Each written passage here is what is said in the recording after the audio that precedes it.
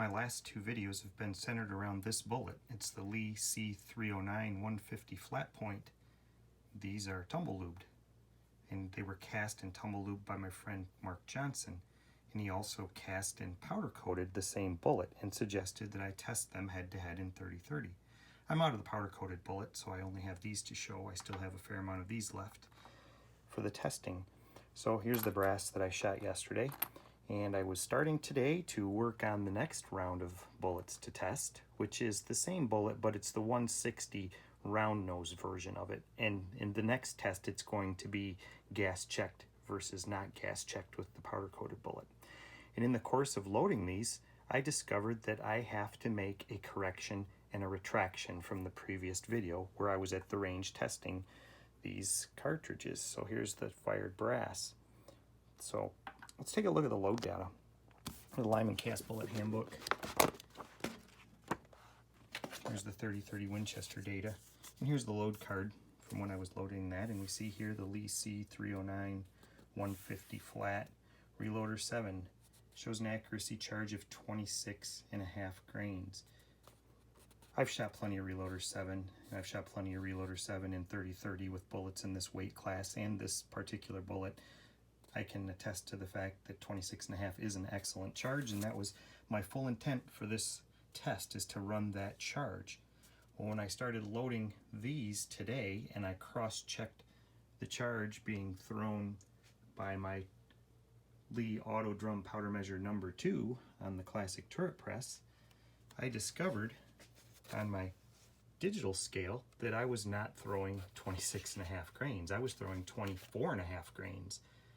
Well, I always cross-check with my beam scale as well, and if we look up at my beam scale, which is set exactly where it was from the loading video, it's pretty plain to see that it's set at 24.5 grains. So I have to make a correction. The correction is that this load data, the 26.5 grains, that's not what I used. So we're going to have to make that correction. We'll cross out the 26.5. Boy, this is difficult one-handed. Ah, squiggly line. Look at that. Let's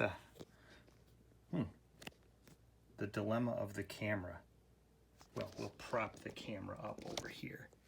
We'll cross out the 26.5 grains, and the new charge is 24.5 grains. So from here on out, in PC, or not to PC, for our 150, 160 grain class bullets, we're going to be at 24.5 grains of Reloader 7 because that's what I set the scale for and when I set the powder measure up. So that takes care of the correction.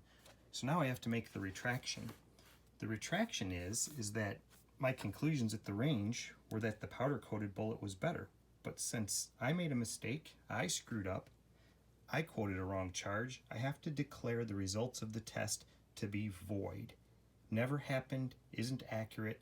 There's no reason at all to believe that a powder coated bullet would shoot better than a tumble lubed or a traditionally lubed bullet. That's the retraction. So now we're going to move on from here, and we're going to go with the powder coated bullet. I've made 10 that are gas checked, and I've made 10 that are not gas checked, plain, P for plain. So we're starting over. Powder coated bullets have no advantage.